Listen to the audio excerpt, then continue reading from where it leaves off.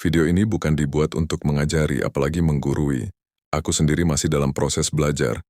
Justru lewat video ini, aku pengen ngajak kalian semua buat belajar bareng-bareng. Jadi, kalau ada yang kurang atau keliru, yuk saling ngingetin dengan cara yang baik. Kita sama-sama belajar, sama-sama tumbuh. Kalau kamu suka video ini,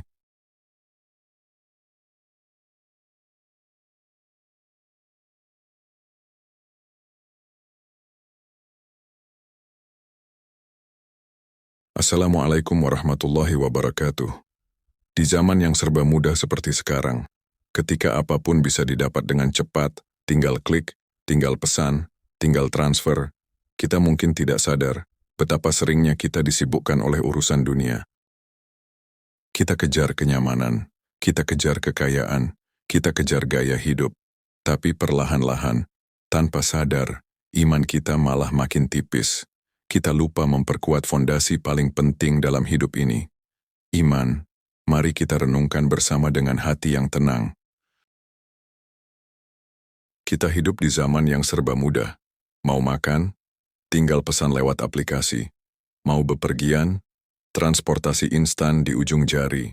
Belajar, bekerja, bahkan beribadah. Semuanya serba praktis. Tapi pernahkah kita berhenti sejenak dan bertanya, apakah kemudahan ini mendekatkan kita kepada Allah atau justru menjauhkan? Kemudahan dunia bukan selalu nikmat. Ia bisa menjadi ujian yang tersembunyi. Ujian yang pelan-pelan membuat hati nyaman, lalu lupa. Lupa bahwa hidup ini bukan sekadar kenyamanan, tapi perjalanan menuju akhirat. Allah mengingatkan kita dalam Al-Quran. Ketahuilah bahwa kehidupan dunia itu hanyalah permainan dan senda gurau, perhiasan dan saling berbangga di antara kalian serta berlomba dalam kekayaan dan anak keturunan. Al-Hadid 20. Ayat ini seperti cermin. Kita terlalu mudah terpikat oleh dunia yang gemerlap. Padahal, semakin dunia memanjakan kita, semakin besar tantangan untuk menjaga iman. Sebab iman tak tumbuh di tengah kenyamanan yang melalaikan. Ia tumbuh dalam kesadaran dan kehati-hatian. Nabi Muhammad SAW pernah mengingatkan para sahabatnya akan hal ini. Suatu hari, beliau bersabda, "Demi Allah, bukan kemiskinan yang aku khawatirkan atas kalian, tapi aku khawatir dunia akan dibukakan bagi kalian sebagaimana telah dibukakan bagi orang-orang sebelum kalian. Lalu kalian akan berlomba-lomba dalam kemewahan sebagaimana mereka berlomba-lomba, lalu dunia akan membinasakan kalian sebagaimana membinasakan mereka." Subhanallah. Bahkan Rasulullah yang hidup dalam kesederhanaan sudah mewanti-wanti umatnya akan bahaya dunia yang terbuka luas. Kita lihat dalam kisah sahabat Abdurrahman bin Auf. Beliau dikenal sebagai pedagang sukses yang sangat kaya, tapi hartanya tak membuatnya lupa. Ketika kota Madinah dilanda krisis, beliau menginfakkan sebagian besar kekayaannya untuk membantu kaum muslimin. Ia berkata, "Aku takut hartaku menghalangiku dari surga. Lihatlah, meski kaya, hatinya tetap bergantung pada akhirat."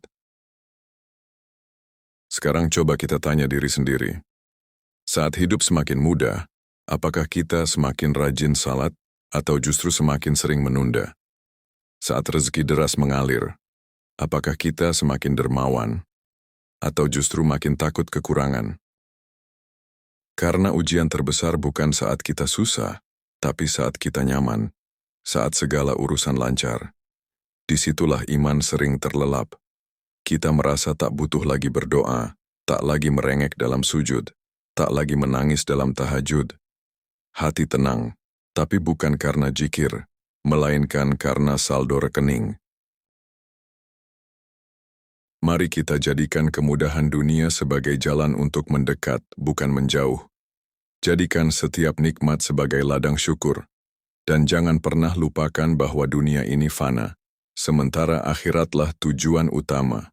Sahabatku, jangan tertipu oleh nyamannya dunia, sebab ujian iman justru sering tersembunyi dalam kenikmatan. Yuk, kita saling mengingatkan, agar hati tetap terikat pada Allah, walau dunia terus menggoda. Kadang kita bangun pagi dengan semangat luar biasa, buru-buru ke kantor, bawa kendaraan dengan gesit, buka laptop langsung kerja, cek notifikasi, meeting ini itu, sampai sore, pulang ke rumah, badan lelah, hati penuh beban, lalu tidur, dan begitu terus setiap hari. Tapi, pernahkah kita bertanya, hari ini aku sempat ngobrol sama Allah enggak ya?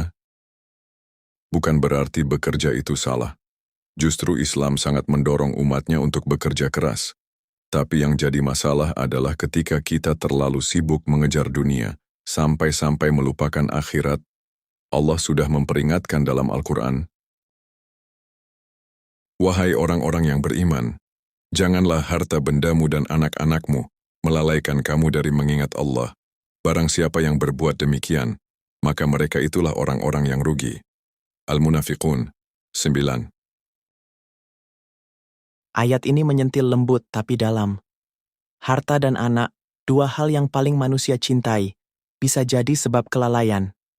Bukan karena mereka buruk, tapi karena kita terlalu tenggelam dalam urusan mereka, sampai lupa bahwa ada tujuan hidup yang lebih besar, akhirat. Mari kita lihat sejenak ke zaman Rasulullah Shallallahu Alaihi Wasallam. Pernah ada sahabat yang merasa sibuk bekerja, hingga merasa ibadahnya jadi berkurang. Namanya adalah Abdurrahman bin Auf. Beliau dikenal sebagai sahabat yang sangat kaya. Suatu hari, beliau menangis ketika melihat rezeki yang terus mengalir deras. Ia berkata, "Kami diuji dengan kesempitan, kami bisa bersabar. Tapi saat kami diuji dengan kelapangan, kami tidak tahu apakah kami mampu bersyukur atau tidak."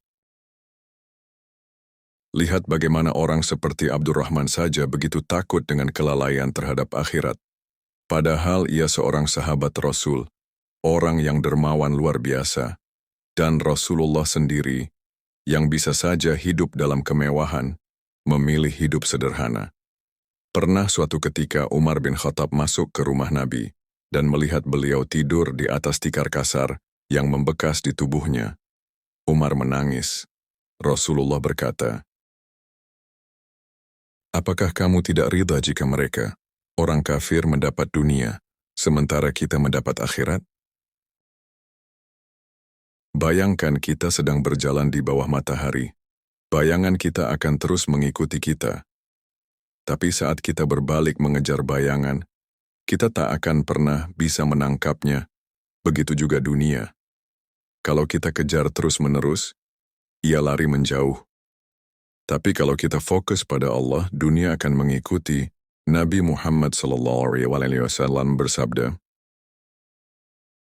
"Barang siapa yang menjadikan dunia sebagai tujuannya, maka Allah akan cerai-beraikan urusannya, menjadikan kefakiran di depan matanya, dan dunia tidak akan datang kepadanya, kecuali yang telah ditakdirkan.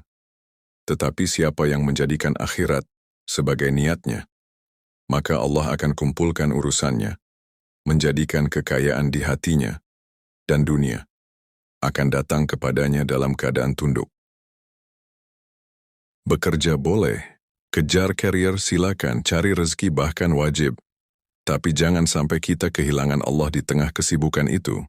Jangan sampai jadwal meeting lebih penting dari jadwal salat. Jangan sampai waktu scrolling lebih banyak daripada waktu tilawah. Karena pada akhirnya yang akan tinggal bersama kita bukan gaji besar atau followers banyak, tapi amal, keikhlasan, dan hubungan kita dengan Allah. Mari kita periksa. Hari ini aku lebih sibuk untuk dunia atau untuk akhirat? Kadang kita merasa hidup ini hanya tentang mencari kenyamanan. Rumah yang adem, kendaraan yang mewah, pekerjaan yang mapan, makanan yang enak, dan liburan ke tempat indah. Kita berpikir, kalau semua itu sudah dimiliki, maka lengkaplah hidup ini. Tapi, Islam mengingatkan kita dengan lembut. Kenyamanan dunia itu sementara. Allah berfirman dalam Al-Quran, "Dan kehidupan dunia ini hanyalah kesenangan yang memperdaya." Ali Imran 185. Kata memperdaya di situ artinya bisa membuat kita lupa. Lupa bahwa hidup bukan cuma tentang bersenang-senang, lupa bahwa ada akhirat yang kekal menanti, lupa bahwa semua yang kita punya di dunia ini akan pergi, atau kita yang akan pergi duluan. Mari kita ingat sejenak tentang kehidupan Rasulullah SAW. Beliau adalah manusia paling mulia, kekasih Allah, pemimpin umat, tapi gaya hidupnya sungguh jauh dari kemewahan. Pernah suatu hari Umar bin Khattab radhiyallahu anhu masuk ke rumah Nabi dan mendapati beliau berbaring di atas tikar kasar. Sampai-sampai tubuh Nabi berbekas karena kasar dan kerasnya alas tidur itu. Umar pun menangis. Nabi SAW hanya tersenyum dan berkata, "Apa urusanku dengan dunia? Aku di dunia ini hanyalah seperti seorang pengendara yang berteduh di bawah pohon, lalu pergi meninggalkannya." Luar biasa. Nabi menggambarkan dunia seperti tempat singgah. Kita ini hanya numpang istirahat sebentar, bukan menetap selamanya. Lalu bagaimana dengan kita? Kadang 1 jam mati lampu saja sudah gelisah. Sinyal lemah langsung mengeluh. Tak punya AC di kamar terasa derita. Padahal orang-orang saleh terdahulu bisa tidur nyenyak meski beratapkan langit dan berselimutkan keyakinan. Maka bukan berarti kita tak boleh menikmati dunia. Tapi jangan sampai dunia mengikat hati kita. Jangan sampai kenyamanan dunia membuat kita lupa siapa yang memberi kenyamanan itu.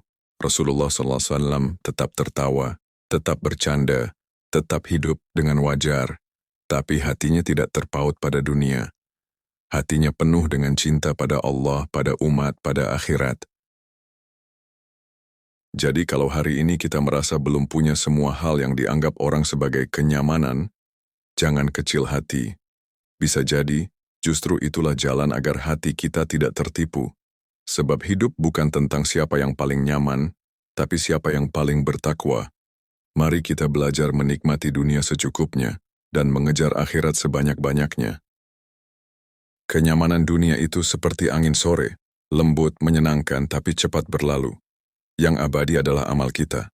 Maka selagi bisa, mari kita gunakan kenyamanan dunia untuk memperbanyak bekal menuju kehidupan yang sesungguhnya, akhirat. Kadang kita merasa sudah cukup beriman, sudah salat, puasa, bahkan kadang sedekah. Tapi apakah iman itu cukup hanya ditinggal begitu saja seperti tanaman yang sudah tumbuh? Tentu tidak. Iman itu seperti tanaman. Kalau tidak disiram, tidak dipupuk, tidak dirawat, lama-lama bisa layu, kering, bahkan mati. Maka, dalam Islam, iman bukan sekadar dimiliki, tapi juga harus dijaga dan dipupuk terus-menerus. Rasulullah SAW bersabda, "Sesungguhnya iman itu bisa usang di dalam hati seseorang sebagaimana pakaian bisa usang, maka mohonlah kepada Allah agar memperbarui iman dalam hati kalian." Ini menunjukkan bahwa iman bisa berkurang, bisa aus, bisa luntur. Bahkan orang yang hari ini tampak taat, belum tentu imannya tetap kuat esok hari. Karena iman memang naik turun, tergantung bagaimana kita menjaganya. Mari kita lihat kisah sahabat Hanzalah radhiyallahu anhu. Suatu hari dia berkata, "Hanzalah telah munafik." Lalu Abu Bakar radhiyallahu anhu kaget dan bertanya, "Kenapa kau berkata begitu?" Hanzalah menjawab, "Saat bersama Rasulullah, hati kita terasa hidup, akhirat terasa dekat. Tapi saat pulang ke rumah bersama istri dan anak-anak, hati menjadi berbeda." Abu Bakar pun berkata, "Aku juga merasakan hal yang sama." Akhirnya mereka berdua mendatangi Nabi SAW dan menceritakan perasaan itu. Lalu Rasulullah SAW bersabda, "Demi zat yang jiwaku berada di tangannya, seandainya kalian tetap dalam keadaan seperti ketika kalian bersamaku, maka para malaikat akan menyalami kalian di jalan-jalan. Tapi wahai Hanzalah, sesaat begini, sesaat begitu." Subhanallah, Rasulullah memahami bahwa iman itu fluktuatif, tapi bukan berarti kita pasrah saat iman sedang turun. Justru disitulah kita harus punya kesadaran untuk memupuknya kembali.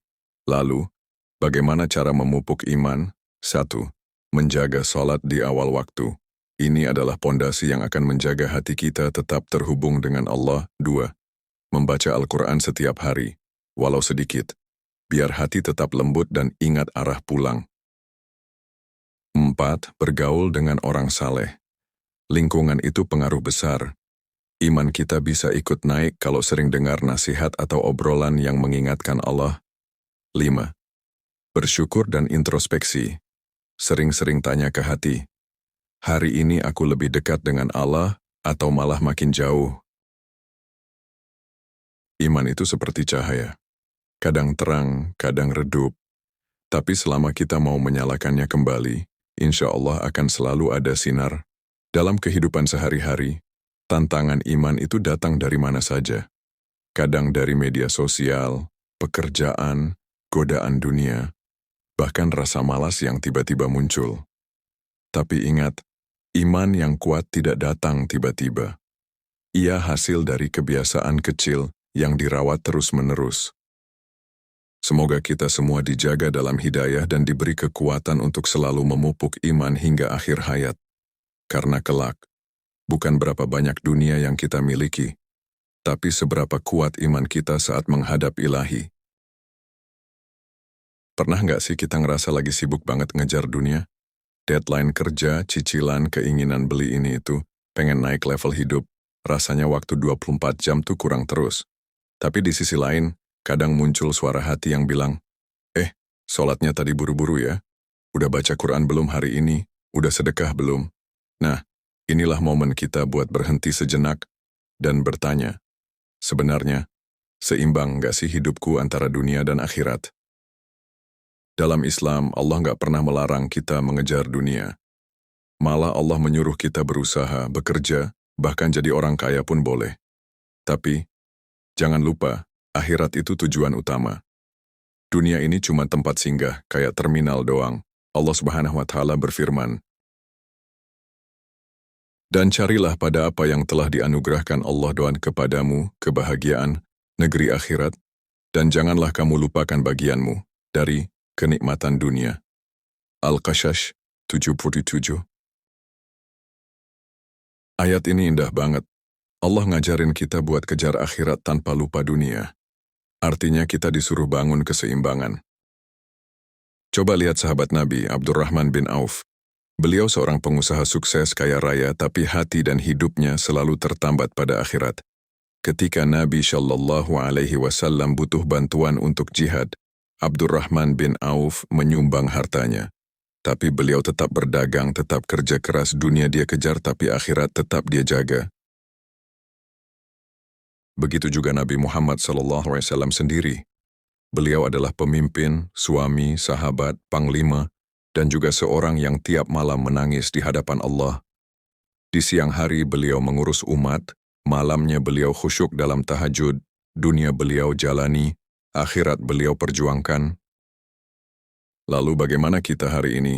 Kita bisa mulai dengan hal-hal sederhana, kerja dengan niat ibadah, sisihkan waktu untuk zikir dan tilawah, sholat tepat waktu meski lagi sibuk, sedekah dari hasil usaha, istirahat yang cukup agar bisa bangun tahajud, upgrade skill, tapi juga upgrade iman, karena hidup bukan tentang memilih salah satu. Bukan dunia atau akhirat, tapi dunia untuk akhirat. Yang penting, niat dan arah kita selalu terhubung dengan Allah. Coba kita tarik nafas sebentar, lalu tanya pelan-pelan ke dalam hati. Sudah sejauh apa aku menjauh dari Allah? Pertanyaan sederhana, tapi sering kita abaikan. Karena kita terlalu sibuk mengejar dunia. Bangun pagi buru-buru kerja, pulang malam udah lelah. Kadang lupa salat, kadang ingat, tapi asal gerak. Zikir pun hanya jadi formalitas. Hati kita kosong. Padahal Allah itu nggak pernah jauh, kita yang pergi. Kita yang sibuk sendiri. Allah berfirman, dan apabila hamba-hambaku bertanya kepadamu tentang aku, maka jawablah, sesungguhnya aku dekat. Al-Baqarah 186. Kita nggak perlu sinyal, nggak perlu jadwal ketemu, apalagi antri. Allah selalu dekat, tapi aneh ya. kita malah sering menjauh. Di zaman Nabi ada kisah yang sangat menyentuh. Seorang sahabat bernama Abu Dzar Al-Ghifari. Dulu dia hidup jauh di pedalaman, tapi ketika dia mendengar tentang risalah Nabi Muhammad, hatinya gelisah. Dia tinggalkan semua urusan dunia untuk mencari kebenaran. Sendirian dia ke Mekah bertanya-tanya sampai akhirnya bertemu Rasulullah dan masuk Islam. Apa yang bikin Abu Dzar bergerak? Rasa haus akan kebenaran. Rindu akan Allah. Dia sadar, dia jauh, dan dia pengen dekat lagi.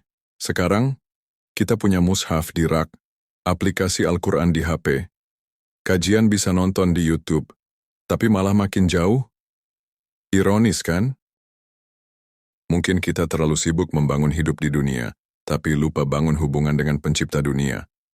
Kita pakai teknologi canggih, tapi hati kita makin tumpul buat merasa bersalah saat lalai. Kita hafal notifikasi, tapi lupa ayat terakhir yang kita baca. Padahal Rasulullah SAW pernah bersabda, Allah lebih gembira terhadap taubat seorang hambanya daripada salah seorang. Di antara kalian yang kehilangan untanya di padang pasir, lalu menemukannya kembali. Bayangkan, Allah sebegitu senangnya saat kita balik, meskipun kita sering bolak-balik jatuh. Tapi selama kita mau balik, Allah selalu sambut. Mari kita mulai lagi, gak harus sempurna. Mulai aja dari yang sederhana, bangun tidur ucapkan doa, salat tepat waktu meski sibuk, zikir pelan-pelan saat di jalan, baca satu ayat saja tiap hari, biar hati kita kembali akrab sama Allah. Biar jarak itu makin mengecil makin dekat sampai akhirnya kita merasa Allah benar-benar ada di setiap langkah kita, karena sejauh apapun kita lari, Allah lebih dekat dari urat leher kita. Dan kami lebih dekat kepadanya daripada urat lehernya. Qaf 16. Jadi, sudah sejauh apa kamu dari Allah atau pertanyaannya, mau sampai kapan menjauh?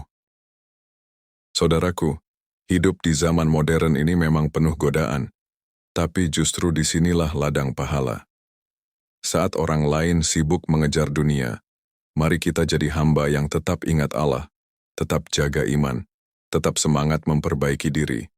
Karena kelak, yang menyelamatkan bukan harta, bukan jabatan, tapi iman yang kuat dan amal yang ikhlas. Saudaraku, mari kita berdoa agar iman selalu terjaga. Ya Allah, Zat yang membolak-balikkan hati, kuatkanlah iman kami dalam setiap detak napas dan langkah kaki. Jangan biarkan hati ini condong kepada dunia hingga melupakan-Mu. Teguhkan kami dalam kebaikan, tanamkan cinta pada kebenaran, dan tuntun kami agar selalu dekat dengan-Mu, dalam lapang maupun sempit, dalam suka maupun duka. Jadikan hati ini tenang dalam mengingat-Mu, lidah ini ringan dalam menyebut nama-Mu, dan amal kami ikhlas karena-Mu semata. Amin ya Rabbal Alamin. Terima kasih sudah menyimak sampai akhir. Semoga kita semua senantiasa diberi kekuatan untuk menjaga iman, bahkan saat dunia mencoba menggodanya. Sampai jumpa di perenungan selanjutnya. Wassalamualaikum warahmatullahi wabarakatuh.